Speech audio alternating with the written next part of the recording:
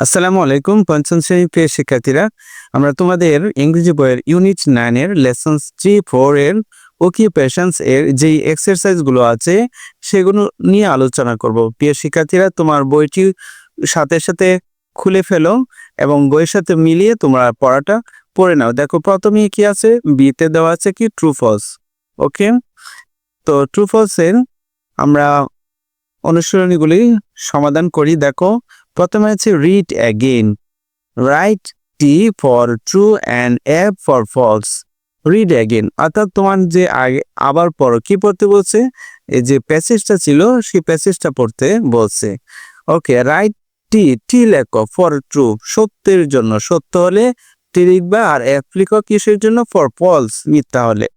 তো প্রথমেই আছে দেখো এক নম্বরে আছে there was a fire at Raju's school when he was in class 5।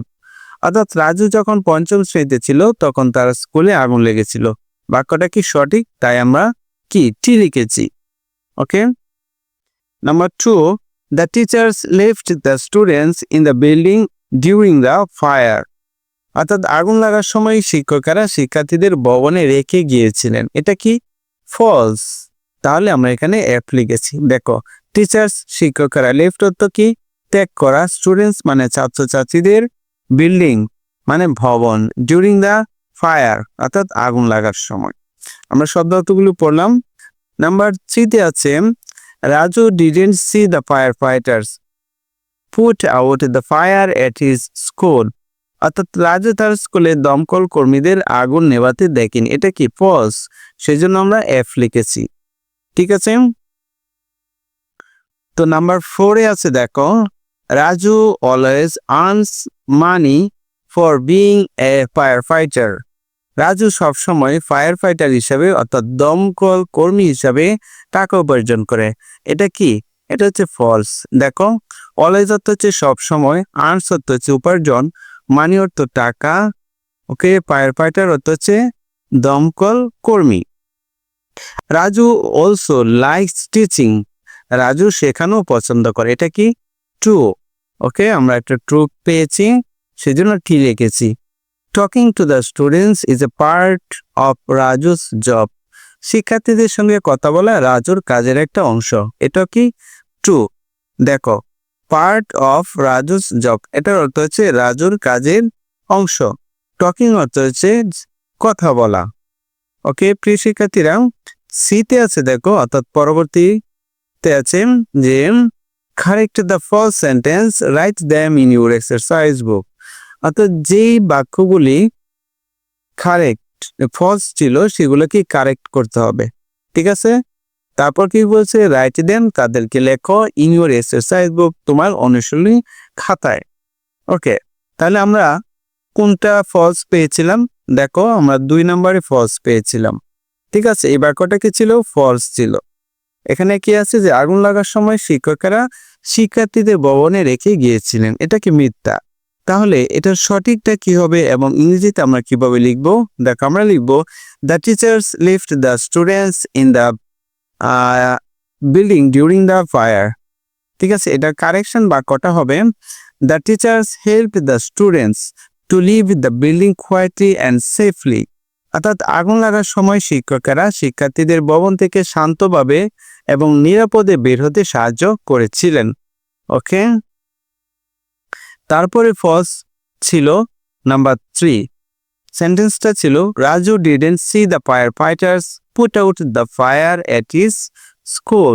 Raju কি তার দমকল কর্মীদেরকে দেখে নাই পুট আউট দ্য ফায়ার, আগুন নেভাতে, এট হিজ স্কুল, তার বিদ্যালয়ের।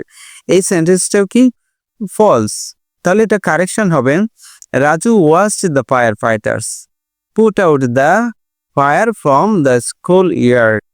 অর্থাৎ রাজু স্কুলের মাঠ থেকে দমকল কর্মীদের আগুন নেভাতে দেখেছিল। ওকে, তারপর ফলস ছিল কি number 4, Raju always earns money for being a fire fighters. এটা ফলস। এটা কারেকশন হবে at first Raju was A volunteer fire fighter. প্রথমে রাজু ছিল কি স্বেচ্ছাসেবী fire fighter and didn't earn money for it, এবং এটার জন্য সে টাকা পেত না। ঠিক আছে, এটা আমরা কারেকশন করলাম। এখন ডিতে আছে দেখো group work. Why do you think Raju became a firefighter? অর্থাৎ এই কাজটা দলীয়ভাবে তোমাদের বন্ধুদের সাথে অর্থাৎ কয়েকজন স্টুডেন্ট মিলে এটা করতে হবে। ওকে, তাহলে প্রথমে একজন স্টুডেন্ট কি বললো দেখো, একজন স্টুডেন্ট বললো I think Raju became a fire fighter because he was a fire in his school when he was in class 5। অর্থাৎ আমার মনে হয় রাজু একজন দমকল কর্মী হয়েছে কারণ সে পঞ্চম শ্রেণীতে থাকাকালীন তার স্কুলে আগুন কি দেখেছিল। আরেকজন স্টুডেন্ট বলল যে yes and he saw how the fire fighters put out the fire that inspired him. হ্যাঁ, সে দেখছিল কিভাবে দমকল কর্মীরা আগুন নেভাচ্ছিল, সেটাই তাকে অনুপ্রাণিত করেছিল। ইন্সপায়ার্ড অর্থ হচ্ছে অনুপ্রাণিত করা। আরেকজন স্টুডেন্ট বলল যে I also think he wanted to help the people and saves lives like fire fighters. অর্থাৎ আমারও মনে হয় সে দমকল কর্মীদের মতো মানুষকে সাহায্য করতে এবং জীবন বাঁচাতে চেয়েছিল। ওকে প্রিয় শিক্ষার্থীরা, এরপরে আছে দেখো আরেকজন স্টুডেন্ট ওয়ানে বলল লেটার পরে হি even join as a volunteer even though he didn't get any money. দেখো পরে সে স্বেচ্ছাসেবক হিসাবেও যোগ দেয় যদিও সে কোনো টাকা পেত না।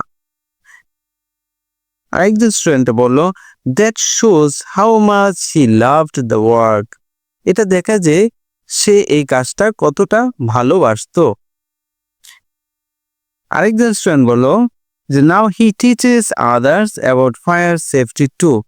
সে এখন অন্যদেরকে কি অগ্নি নিরাপত্তা সম্পর্কেও শেখায়। ওকে প্রিয় শিক্ষার্থীরা, আমরা এই পেজটা শেষ করেছি। তার আগে আরেকটু বাকি আছে, দেখো ল্যাঙ্গুয়েজ ফোকাসটা শেষ করলে আমাদের পেজ 30 শেষ হবে। দেখো বলছে occupation nouns from verbs. Okay, sometimes we can add er or or to verb to make a noun।